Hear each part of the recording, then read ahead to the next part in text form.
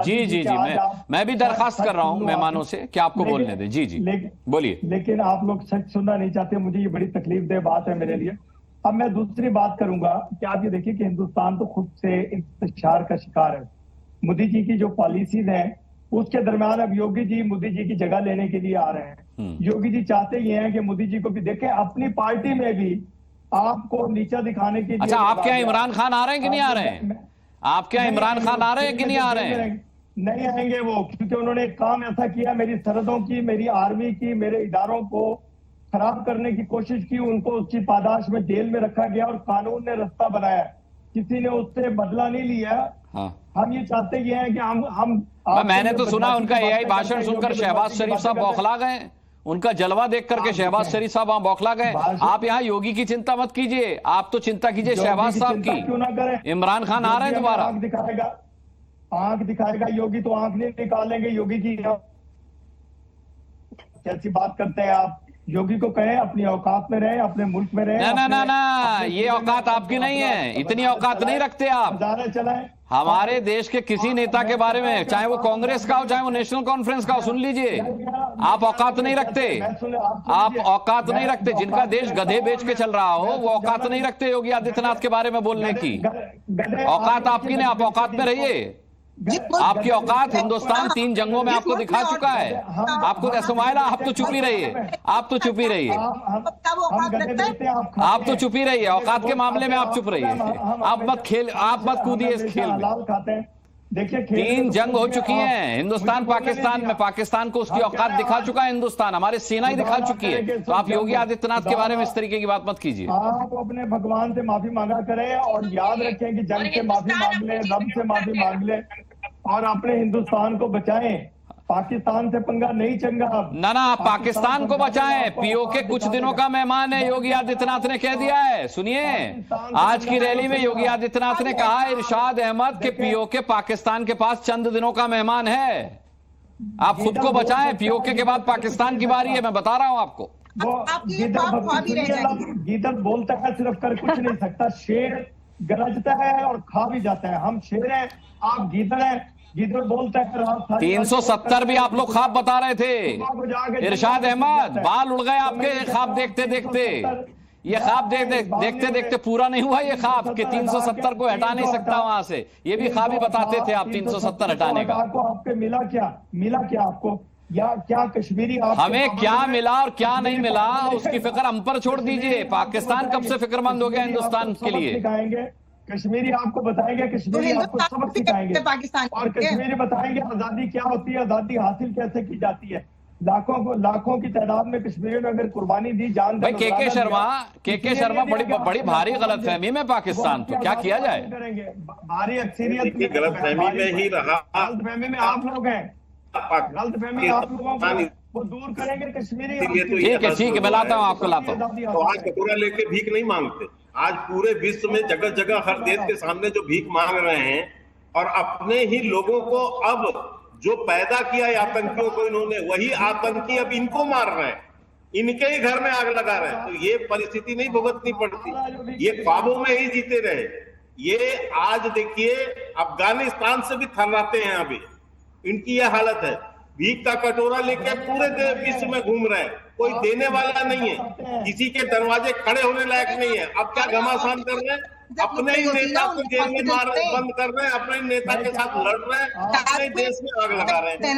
लोग आपने दृश्य देखते हैं दंगों का, कौन करने जा रहा है? वो दंगे तो इन्हीं के लोग कर रहे हैं ना, 2 राजनीतिक दलों के लोग ही कर रहे हैं, वही आग लगा देते हैं वहां पर। तो ये हालत इनकी हो गई। और ठीक कहा आपने कि गधों के ऊपर इनकी जो है, मैं लाता हूँ डॉली जी, आपको भी लाता हूँ। गधे के ऊपर, गधे की बिक्री पे इकोनॉमी चला। मैं वही इनसे कह रहा हूँ कि अगर चीन इनके गधे नहीं खरीदेगा तो इरशाद अहमद साहब को रात का डिनर नसीब नहीं होगा। सुमाइला सिद्दीकी ने शायद 71 की तस्वीरें नहीं देखी, मैं आप दोनों के लिए खासकर ये तस्वीरें चलाता हूँ। देखिए किस तरह पाकिस्तान ने सरेंडर किया था। पाकिस्तानी सेना के जवानों को तो आप पहचानती होंगी सुमाइला, देख लीजिए तस्वीर, ये तस्वीर देख लीजिए, कितनी मजे की तस्वीर है ये। आपको मजे आ रहे थे ना बहुत? ये देखिए मजे की तस्वीर, ये है 71 की तस्वीर, ये है औकात आपकी, ये है पाकिस्तान की औकात, ये है पाकिस्तान की औकात। देखिए किस तरीके से पीछे हट करके और घुटनों के बल है पाकिस्तान। अगर आप अपनी औकात नहीं भूले होते इरशाद अहमद, तो फिर आतंकवाद को आपने पाला ना होता, पोसा ना होता। चलिए मैं आपके पास लौटूंगा। डॉली शर्मा कुछ कहना चाहती हैं। डॉली शर्मा बोलिए। डॉली शर्मा जरा सही तरह कपड़े उतारे इनके आज। मैं अनुराग जी कहना चाहती हूँ कि हिंदुस्तान का अभिन्न अंग है कश्मीर, नंबर 1। जी। नंबर 2, सबसे अहम, वो जो मैं मुंह से कहना चाहती थी, वो तस्वीरें आपने यहाँ दिखाई है जी, क्लियर कट। इंदिरा गांधी जी ने ये करके दिखाया है जी, करके दिखाया और ये बताया है कि हिंदुस्तान कहीं पीछे नहीं है और हिंदुस्तान को किसी बाहरी मुल्क की सलाह की जरूरत नहीं है। हम सक्षम हैं, बिल्कुल हर चीज में सक्षम है और हिंदुस्तान अपनी लड़ाई खुद लड़ सकता है। हिंदुस्तान को किसी भी मुल्क की सलाह की जरूरत नहीं है। इरशाद अहमद का चेहरा उतर गया आपकी ये बात सुन करके। वो एक पेज पर समझ रहे थे आपको और अपने आप को, आपने ये कह दिया डॉली शर्मा, उनका चेहरा उतर गया बेचारों का। चेहरा क्या, आपके कपड़े उतार दिए डॉली शर्मा ने। अभी आप पहना रही हैं वापस, क्योंकि वो डर रही है कि रहना भी तो है हिंदुस्तान में। हिंदुस्तान में तो आप भी आके रह सकते हैं बिना डरे। सुनिए इरशाद अहमद, अगर आपके मुल्क से आपको भगाया जाए या भागना पड़े तो बेखौफ होकर हिंदुस्तान आ जाइएगा। यहाँ आपको कोई खतरा नहीं है। सुमाइला भी आ सकती हैं अगर कोई दिक्कत हो वहां पर, तो यहाँ उनकी इज्जत और आबरू को कोई खतरा नहीं है। कई लोग हमारे मुल्क में पनाह पाए हुए हैं। देखिए, पनाह नहीं पाए हुए हैं। ये जो दहशतगर्द आपके भागे होंगे वो लोग वहाँ होंगे। वो जितने दहशतगर्द हमारे मुल्क में हैं वो सब पाकिस्तान के भेजे हुए हैं। इरशाद अहमद, कहिए तो पहचान पत्र भिजवा दूं उनके। एक को तो खैर अमेरिका ने ढूंढ कर ही मारा था। एबोटाबाद आप ही के देश में है ना। मैं ये कह रहा हूँ इरशाद अहमद, एबोटाबाद कहाँ पर है? अभिनंदन कहाँ था? एबोटाबाद कहाँ पर है? ओसामा बिन लादेन कौन था?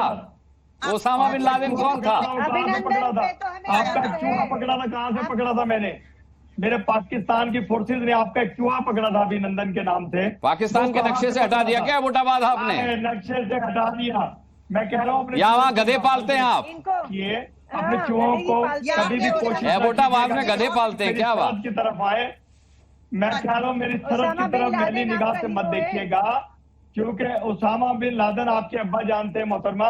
आप अपनी चोंच बंद रखें, जब आपकी बारी आई जब बोलिए। मैं ये कह रहा हूँ कि मैं आपके दरमियान में नहीं बोला। आपको इज्जत रास्त नहीं आती।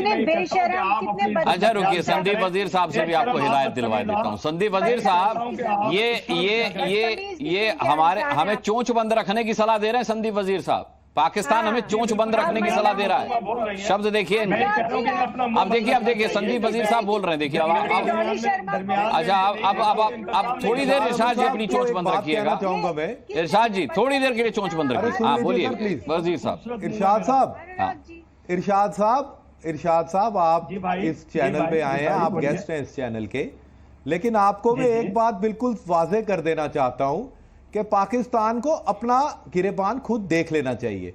आपको ये हिस्ट्री मालूम होनी चाहिए कि जब जम्मू कश्मीर के लोगों ने पाकिस्तान को रिजेक्ट करके हिंदुस्तान का हाथ थामा था, वो टाइम भी एक टाइम था। आज हम उसी वजह से शेख मोहम्मद अब्दुल्ला ने जो जम्मू कश्मीर का हाथ था वो नेहरू जी के हाथ में दिया था, हिंदुस्तान के हाथ में दिया था, और तब से लेके आज तक हम हिंदुस्तान का हिस्सा हैं। हम हिंदुस्तान है खुद में एक। तो आप कम से कम अपने मुल्क का ख्याल रखिए और हमें सलाह देनी बंद कीजिए प्लीज। आप मकबूजा कश्मीर हैं। अरे सर, वो तो हमारा हिस्सा आपके पास है ना, वो हमने वापस कैसे लेना है वो तो सोचना है हमने। कश्मीरी मुसलमानों को मार रहा है हिंदुस्तान, कश्मीर को तबाह कर रहा है हिंदुस्तान। कश्मीर में आप अपनी फिक्र कीजिए। ये रात में देखे हुए ख्वाब थे जो सच्चे नहीं है इरशाद अहमद। ये रात में देखे हुए आपके ख्वाब थे जो सच्चे नहीं है। अब आप पीओके बचाइए और उसके बाद खुद की आबरू बचाइए। पाकिस्तान भी जाने वाला है, ये कह दिया योगी आदित्यनाथ ने। 6 महीने का समय है, या खत्म हो जाएंगे आप या हिंदुस्तान में मिल जाएंगे। चलिए इसी नोट के साथ बहुत बहुत शुक्रिया करना चाहूंगा पाकिस्तान के मेहमानों को भी। थोड़ी देर के लिए वो इंडिया आए, बहुत बहुत स्वागत था उनका, और हमारे साथ तमाम पैनलिस्ट को भी बहुत बहुत शुक्रिया ताल ठोक के मैं आज जुड़ने के लिए। आप सभी दर्शकों का भी बहुत बहुत धन्यवाद करना चाहूंगा। कल शाम 5 बजे फिर एक मुद्दे पर एक सवाल पर ठोकेंगे ताल। तब तक के लिए अपना बहुत बहुत ख्याल रखिएगा। मुझे अभी के लिए इजाजत दीजिए। नमस्कार।